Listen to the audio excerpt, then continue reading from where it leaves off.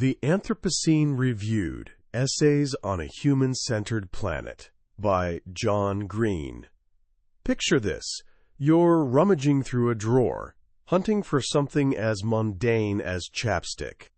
Then, without warning, reality dissolves. The floor beneath you transforms into a violent, churning ocean. Your eyes shake in their sockets, and suddenly, the entire world becomes a dizzying, terrifying blur. This nightmare became John Green's reality.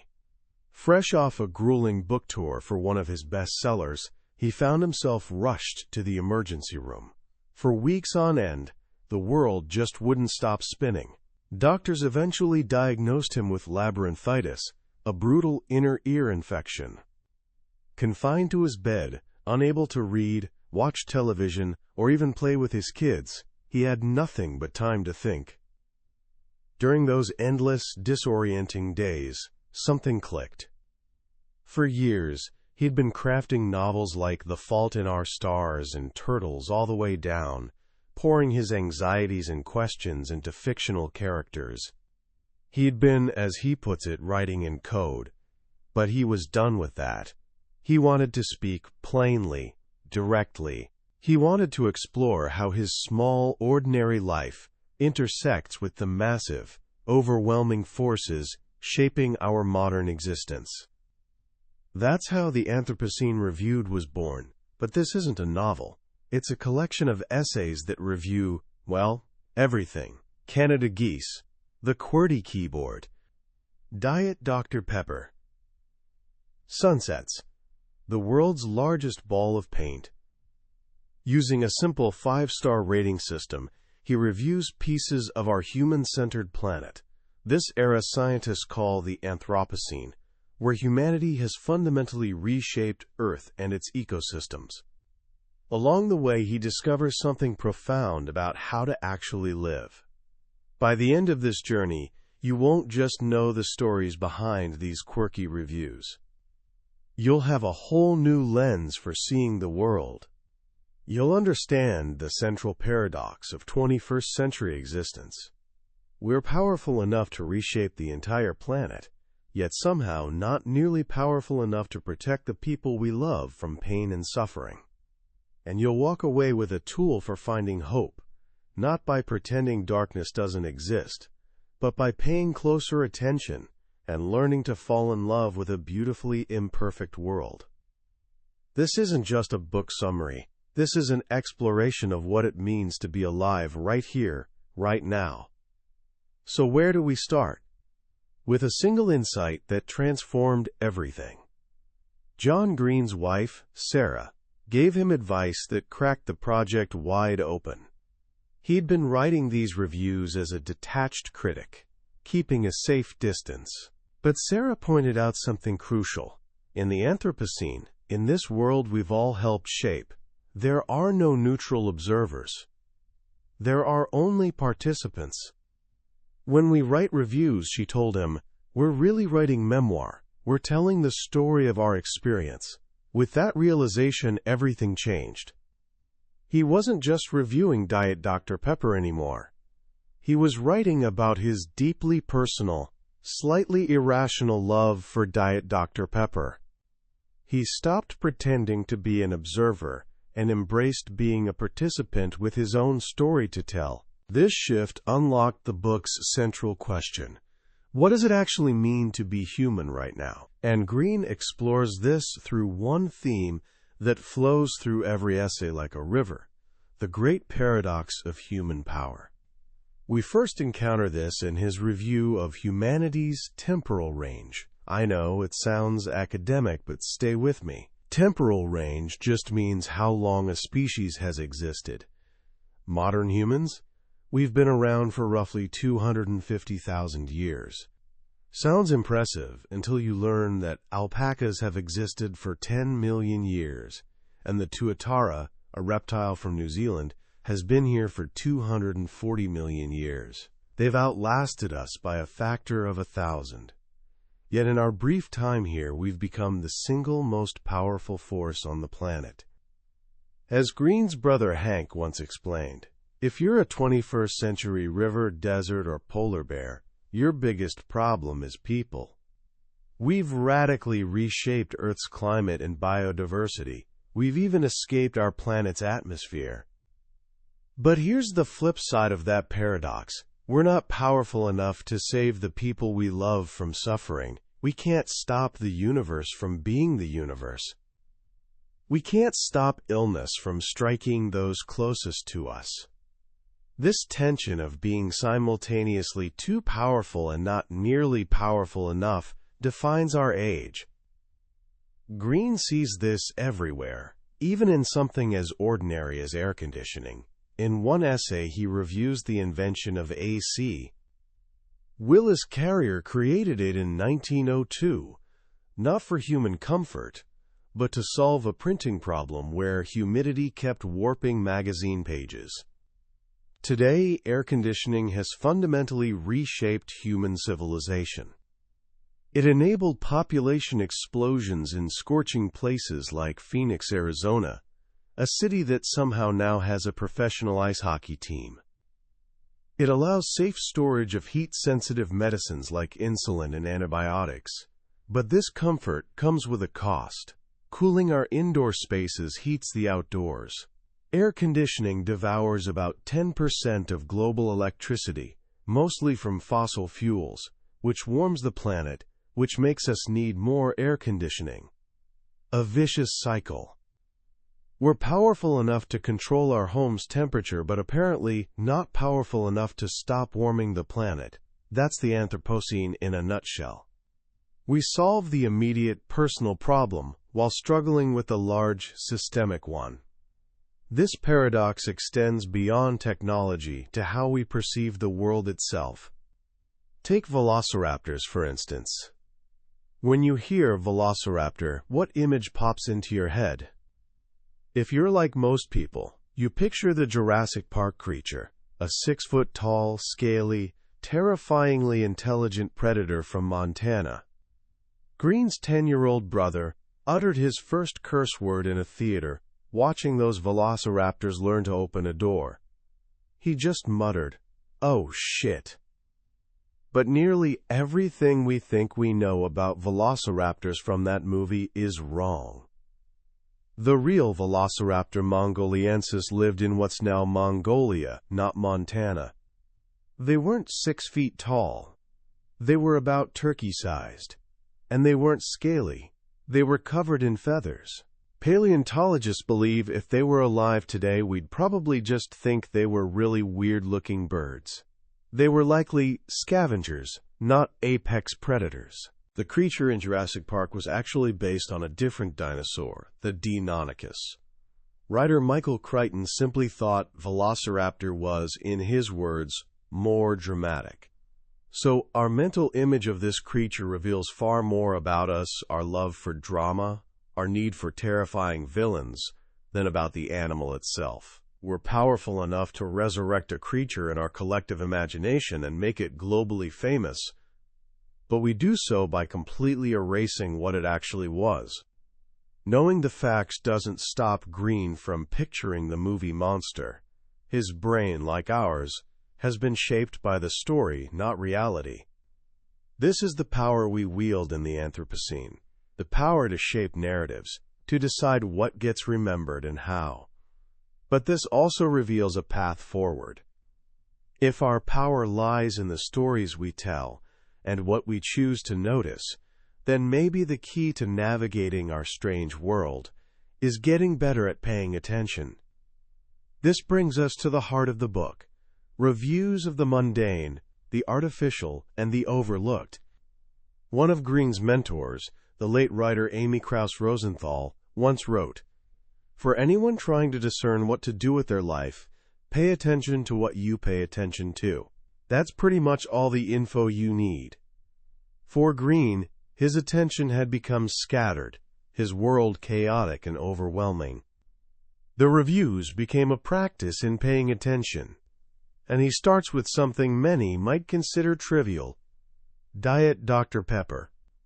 What makes Dr. Pepper fascinating, he notes, is that it has no natural equivalent. It doesn't taste like orange, root beer, or cola. It was designed by a pharmacist in 1885 who wanted to create a drink that tasted like his soda fountain smelled, a swirl of artificial flavors. It's unnatural by design.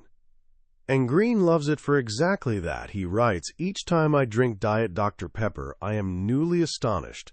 Look at what humans can do. They can make ice-cold, sugary sweet, zero-calorie soda that tastes like everything, and also like nothing."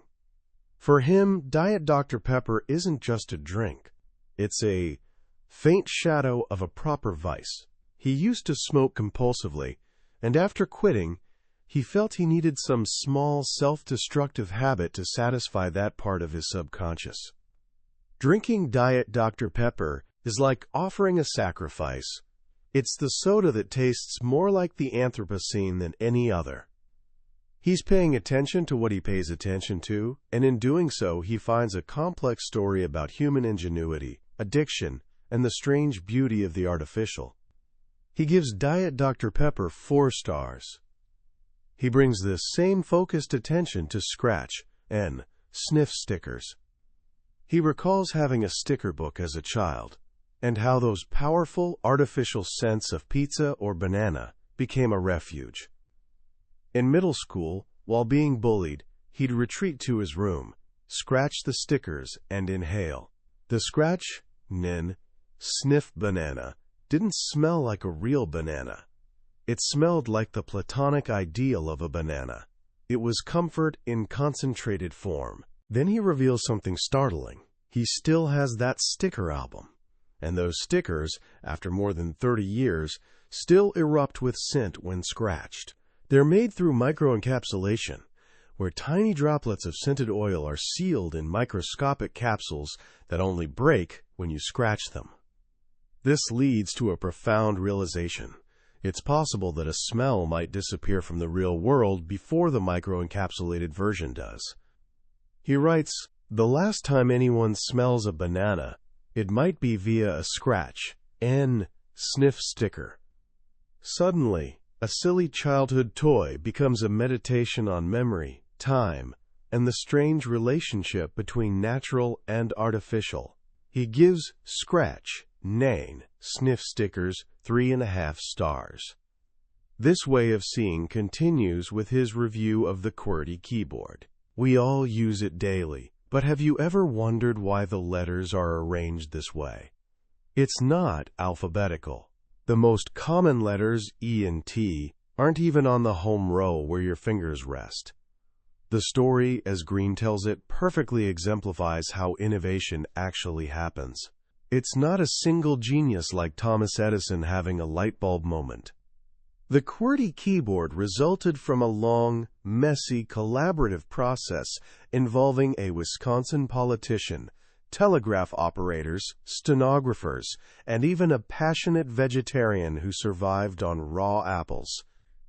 It was designed to solve mechanical problems with early typewriters, like keys jamming.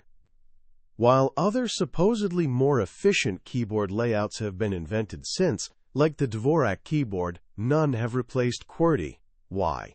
Because QWERTY, partly by accident, is just good enough. It became the standard.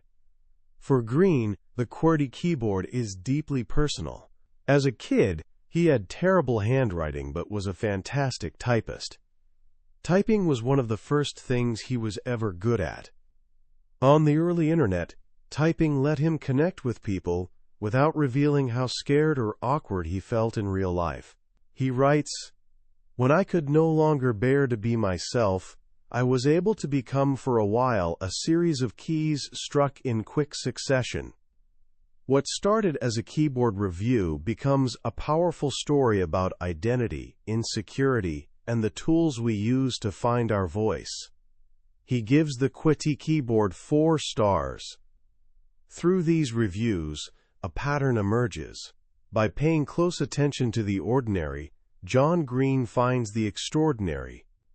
He discovers history, community, and personal meaning woven into everyday life. But life isn't all quiet reflection on keyboards and soda.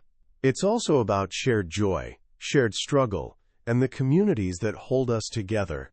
This is another major theme, the power of us. This idea shines beautifully in his review of the song, You'll Never Walk Alone. Most people know this song as the anthem of Liverpool Football Club. Green, a lifelong fan, explains that it originally came from the 1945 Rodgers and Hammerstein musical Carousel. It's sung twice in the show, once to comfort a grieving widow, and later at a graduation ceremony. The lyrics are simple, almost cliché. Walk on through the wind, / walk on through the rain, though your dreams be tossed and blown. But Green argues the song works. It works because it speaks to two fundamental truths about being a person. One, we must go on, and two, none of us ever walks alone. In the 1960s, a Liverpool band called Jerry and the Pacemakers covered the song, and fans of Liverpool FC almost immediately adopted it. To this day, before every home game, tens of thousands of people sing it together. Green reflects that he sung this song with other fans many times, sometimes in exultation, often in lamentation.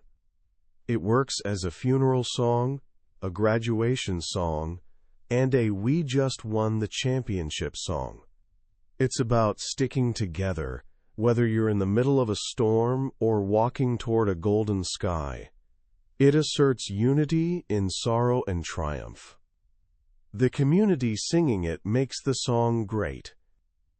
In March 2020, at the pandemic's beginning, a video went viral of British paramedics singing You'll Never Walk Alone through a glass wall to their colleagues working in intensive care.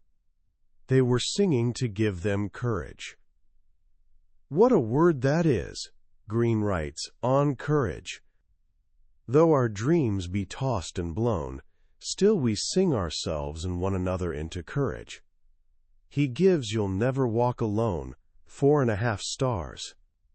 This theme of shared experience creating unexpected moments of courage and joy brings us to one of the book's most thrilling stories. His review of Jerzy Dudek's performance on May 25, 2005. This is about a soccer game, but it's really about hope, absurdity, and the magic of listening to your friends. Jerzy Dudek was a Polish goalkeeper who grew up in a tiny coal mining town. After his mother visited the mine once, she made him and his brother promise never to go down there. For a kid in that town, professional soccer seemed impossible. He wasn't even particularly good at first. His first coach told him, "You dive like a sack of potatoes." But he kept working, he improved. And through an unlikely series of events, he ended up as starting goalkeeper for one of the world's biggest clubs, Liverpool. On May 25, 2005, Liverpool played in the Champions League final, the biggest game in European club soccer, against the Italian giants AC Milan. And it was a disaster. At halftime, Liverpool was losing 3-0. The dream was over. In the locker room, the players were shattered. One later said, "My dreams had turned to dust." The 40,000 Liverpool fans in the stadium began singing, "You'll Never Walk Alone," but it was, as one player recalled, in sympathy more than belief. Then the miracle happened. In a stunning 6-minute span in the second half, Liverpool scored 3 goals. The game was tied, 3-3. It went into extra time, and with moments left, Jerzy Dudek made an impossible double save, one of the greatest saves in soccer history. The game would be decided by penalty shootout. Now imagine you're Jerzy Dudek. You've practiced for this moment your entire life. You have a routine. You stand perfectly still in the middle of the goal until the last possible second, then you dive. It's what you've always done. But just before the shootout begins, his teammate, defender Jamie Carragher, runs up jumps on his back and starts screaming in his ear, "Jersey, Jersey!" Remember Bruce Grobbelaar? Bruce Grobbelaar was the Liverpool goalkeeper who, back in the 1984 final, did this bizarre, wobbly-legged dance on the goal line to distract opposing penalty takers. It was absurd, it was goofy, and it worked. So in the most important moment of his professional life, Jerzy Dudek decided to forget everything he'd ever practiced. He decided to listen to his friend. He started dancing on the goal line. His legs wobbled like spaghetti. His wife, watching at home, said, "I didn't recognize my husband. I couldn't believe he danced so crazily." The Milan players were completely thrown off. One missed the goal entirely. Dudek saved two others. And Liverpool completed what became known as the Miracle of Istanbul. For Green, this story is a powerful reminder. He writes, "You can't see the future coming. Not the terrors, for sure. But you also can't see the wonders that are coming, the moments of light-soaked joy that await each of us. Sometimes, when things seem hopeless, like being down 3-0 at halftime, a miracle lurks just around the corner. And sometimes, the best thing you can do is listen to a crazy friend who tells you to dance." He gives Jerzy Dudek's performance 5 stars. But finding meaning and hope isn't always about grand, public miracles. More often, it's about quiet, personal struggles, and the people who help us through them. This brings us to the book's most vulnerable and poignant part, where Green turns his reviewer's eye inward to his own experiences with loss, grief, and mental illness. In his review of the movie Harvey, he tells a story from 2001, when he suffered what he calls a nervous breakdown. He'd just gone through a painful breakup and was alone in the apartment they'd once shared. He fell into deep depression, a state he describes with wrenching clarity. He quotes writer William Styron, "It is hopelessness even more than pain that crushes the soul." He couldn't eat. He was surviving on 2-liter bottles of Sprite. One evening, unable to get off the kitchen floor, he called his parents. Within 12 hours they were there, having flown 1,500 miles to be with him. They packed up his apartment and made a plan for him to come home to Florida to get help. The last thing he had to do was quit his job at a magazine called Booklist. He tearfully told his publisher, a man named Bill Ott, that he had to leave. Bill listened, and after a long pause said, "Why don't you just go home for a few weeks and see how you feel?" He told John they'd manage without him. As John was leaving, he found a note from Bill on his desk. It read, in part, "Hope all goes well, and you're back here in 2 weeks with an appetite that would put a longshoreman to shame. Now more than ever, watch Harvey." For years, Bill had been telling him to watch the 1950 film Harvey, but John had always refused, dismissing black and white movies. But now, back home, feeling like a failure, he finally watched it with his parents. The movie stars Jimmy Stewart as Elwood P. Dowd, a kind gentleman whose best friend is a 6-foot-tall invisible white rabbit named Harvey. Elwood's family wants to have him committed to a sanitarium. He is, by any clinical definition, mentally ill. But he's also profoundly heroic in his own way. He's extraordinarily kind. In one of the movie's most famous lines, Elwood says, "Years ago my mother used to say to me, 'In this world you must be oh so smart, or oh so pleasant.' Well, for years I was smart. I recommend pleasant." For John Green, hearing those words in that moment was revelatory.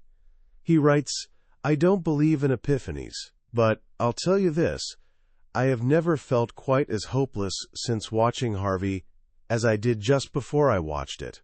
The character of Elwood showed him that you could be struggling, you could be crazy, and still be human, still be valuable, and still be loved. It offered him a kind of hope that wasn't cheap or sentimental. He gives Harvey 5 stars. This search for hope in the face of despair is a recurring journey for Green.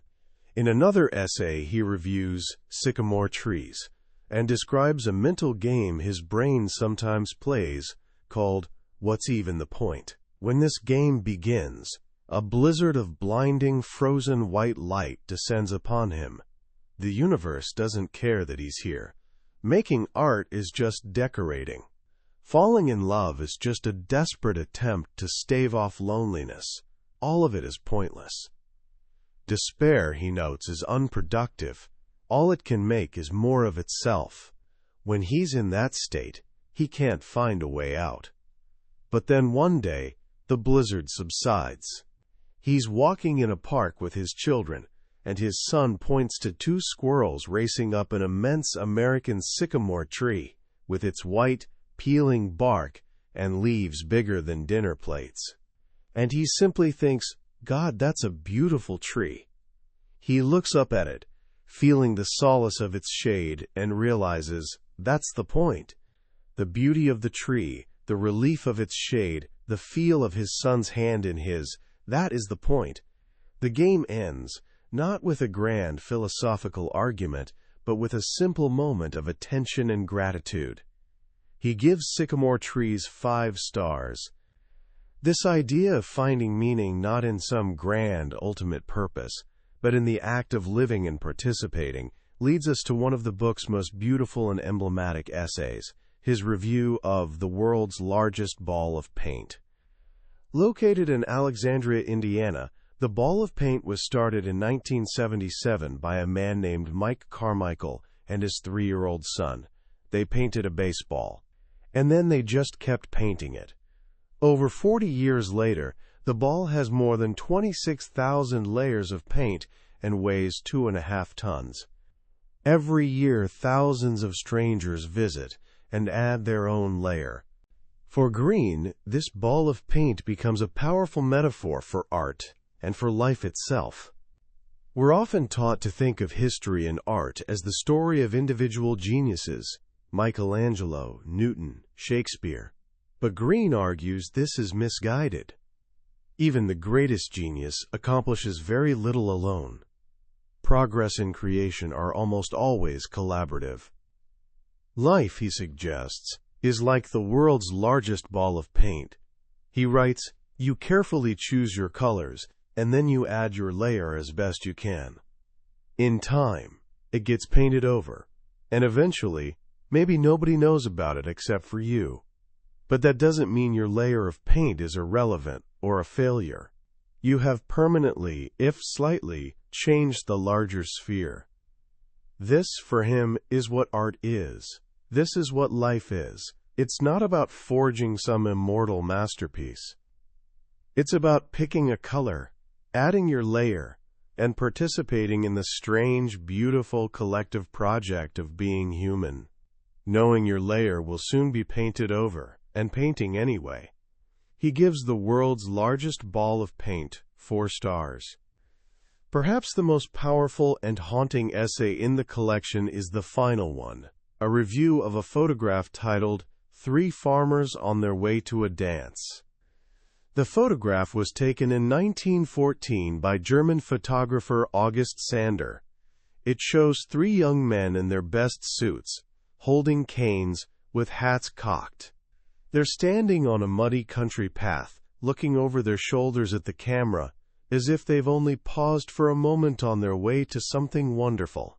Their feet are in the mud, but their heads are in the sky. For years, John Green was obsessed with this photograph. For him, it was a picture about knowing and not knowing. You know you're on your way to a dance, but you don't know you're on your way to a war. The photograph was taken shortly before the assassination of Archduke Franz Ferdinand, the event that would trigger World War I. The same industrialization that made their cheap suits possible would soon mass-produce weapons of unimaginable destruction. The photograph reminds us that we too stand on the edge of a future we cannot see. History is, as one writer put it, the relentless unforeseen. But then Green digs deeper. He learns the real story behind the photograph. The three young men were not, in fact, farmers. Two were iron ore miners, and one was an office worker at the mine. The iron from that mine would be used to build weapons for the coming war. He learns their names, Otto Krieger, August Klein, and Ewald Klein, and he learns what happened to them. Soon after the photograph was taken, all three were called to serve in the German army. August Klein, the handsome, sleepy-eyed young man in the middle, was killed in action in March 1915, less than a year after the picture was taken. He was 22 years old. The other two, Otto and Ewald, were both wounded but survived the war. Suddenly, the photograph is no longer just a symbol. It's a historical document, a portrait of three real lives, cut short or forever changed by forces beyond their control. It testifies to the fact that history isn't an abstract force. It's something that happens to individual people. It happens to us. The picture is static, but it keeps changing as we, the viewers, change. As Green writes, we do not see things as they are, we see them as we are. Looking at that picture from our present, we can't help but see the tragedy awaiting them. But in their faces, we also see the hope, the confidence, the sheer joy of being young and on your way to a dance with your best friends. The photograph holds both things at once, the beautiful fleeting present and the terrible unforeseen future. It's a perfect encapsulation of the Anthropocene itself, a world full of promise and peril, where our feet are in the mud but our heads are in the sky. He gives three farmers on their way to a dance 4.5 stars. So how do we live in such a world? A world of overwhelming complexity, breathtaking beauty, and profound pain? In the end, John Green doesn't offer easy answers. Instead, he offers a practice. The practice of attention. The practice of bearing witness. The practice of finding the wonder all around us, if only we take the time to look. In his review of sunsets, after wrestling with how cliché and sentimental they are, he finally surrenders to their beauty. He writes, "This whole thing you've been doing where nothing gets 5 stars because nothing is perfect, that's bullshit. So much is perfect. Starting with this." He gives sunsets 5 stars. To fall in love with the world, he concludes, isn't to ignore or overlook suffering. It is to look up at the night sky and feel your mind swim before the beauty and distance of the stars. It is to hold your children while they cry. We all know how loving ends, but he wants to fall in love with the world anyway, to let it crack him open, to feel what there is to feel while he is here. This book is his attempt to do just that. It's an invitation for us to do the same. So what do we take away from this journey through the Anthropocene Reviewed? I think the most powerful lesson is hidden in the book's very structure. The 5-star scale seems like a gimmick at first, a silly way to judge the world. We live in an age of ratings, where everything from a public restroom to the medication we take gets rated on a 5-star scale. It feels like a shallow, data-driven way of seeing the world. But in John Green's hands, it becomes something more. It becomes an act of attention. To review something, you have to truly look at it. You have to consider its history, its context, its impact on you and the world. The rating itself is almost irrelevant. What matters is the act of looking closely, of paying attention. And that, I believe, is the central challenge he's offering us. In a world constantly screaming for our attention, a world of endless distraction and overwhelming information, the most radical thing we can do is choose what we pay attention to, and do so with care and curiosity. This book teaches us that there are no boring subjects, only inattentive minds. A can of soda, a movie from the 1950s, a common weed in your lawn, all contain deep, complex, and fascinating stories if we're willing to look for them. They connect us to history, to our communities, and to ourselves, and this practice of attention is ultimately an act of hope. It's easy to despair when you look at the big picture: climate change, injustice, the sheer scale of human suffering. It's easy to feel like nothing matters, to play that game of what's even the point. But Green shows us a way out of that despair, not by ignoring the problems, but by focusing on the small, tangible, and beautiful things that make life worth living. A sycamore tree, a well-crafted song, a hot dog eaten with friends on a cold day. Hope in this book isn't a feeling, it's a practice. It's the choice to add your layer to the ball of paint, even though you know it will be painted over. It's the choice to sing with a crowd of strangers, believing that even in sorrow, you're not alone. It's the choice to be pleasant instead of smart. So how can you apply these lessons to your own life, starting today?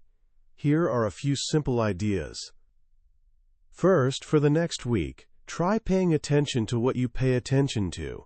Pick one small, ordinary thing in your life that you interact with every day.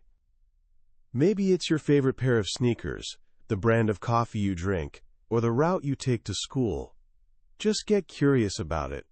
Where did it come from? Who made it? What's its story? You might be surprised by what you find. Second, add your layer of paint.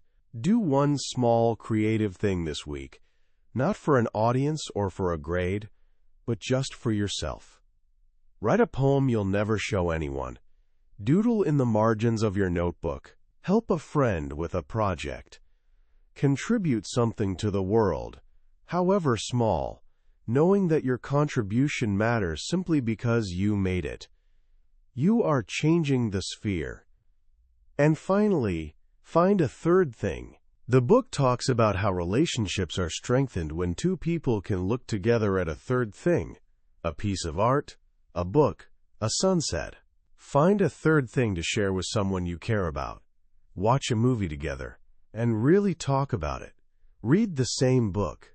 Go for a walk, and pay attention to the world around you, together. Practice the art of double attention. That was a summary of the Anthropocene Reviewed by John Green. We've explored the landscapes of this incredible book today, but I have to be honest with you. A summary is like looking at a photograph of a sunset. It can show you the colors and the shape, but it can't make you feel the warmth of the last light on your skin. The real magic of this book is in the way John Green writes, in the quiet, personal moments where his words connect with your own experience. This summary is a map, but the treasure is in reading the book itself. If anything we've talked about today has sparked your curiosity or touched your heart, I encourage you to pick up a copy. Reading it isn't just about learning. It's an experience that can genuinely change the way you see yourself and the beautiful, terrifying, and wondrous world we all share. Also, if you found this journey valuable, please take a moment to click that like button and subscribe to the channel. It lets us know that these deep dives matter, and it ensures you won't miss our next exploration into another life-changing book. Let's keep learning and keep paying attention together.